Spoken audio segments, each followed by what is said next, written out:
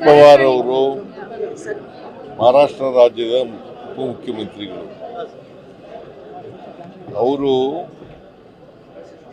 ವಿಮಾನ ದುರಂತಕ್ಕೆ ಈಡಾಗಿ ಸಾವನ್ನಪ್ಪಿದ್ದಾರೆ. ಇದು ಬಹಳ ನೋವಿನ ಸಂಗತಿ ಅಂತಕ್ಕಂಥ ಮಾತುಗಳನ್ನು ಹೇಳಲಿಕ್ಕೆ ಬಯಸ್ತಾ ಇದ್ದಾರೆ.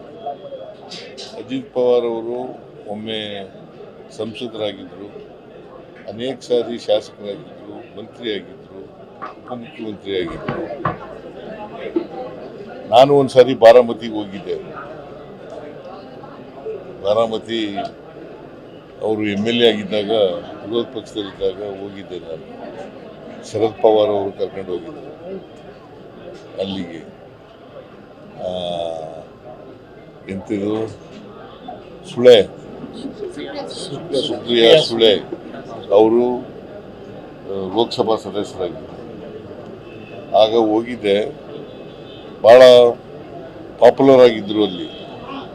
ಸುಮಾರು ಅನೇಕ ಸಾರಿ ಬಾರಾಮತಿ ಕಾನ್ಸ್ಟಿಟ್ಯೂನ್ಸಿಯಿಂದ ಗೆದ್ದಿದ್ರು. ಅಲ್ಲಿ ಭಾಳ ಪಾಪ್ಯುಲರ್ ಆಗಿದ್ದರು. ಅವರು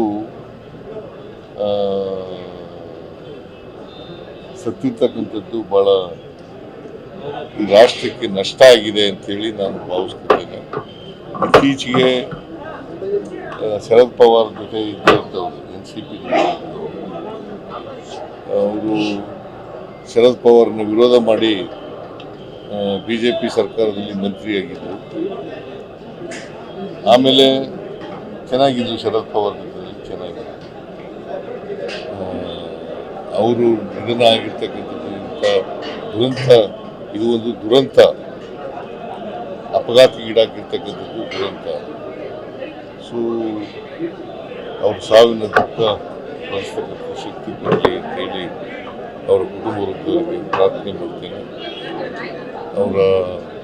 ಅವರಿಗೆ ಚಿರಶಾಂತಿ ಸಿಗಲಿ ಅಂತೇಳಿ ಪ್ರಾರ್ಥನೆ ಮಾಡ್ತೇನೆ. ಇತ್ತೀಚೆಗೆ ಪದೇ ಪದೇ ಪ್ಲೇನ್ ಕ್ರಾಶಸ್ ಆಗ್ತಾ ಇದೆ ಸರ್. ದೇಶದಲ್ಲಿ ಪದೇ ಪದೇ ಇಂಥ ಘಟನೆಗಳು ಮರುಕಳಿಸ್ತಾ ಇದ್ದಾವೆ.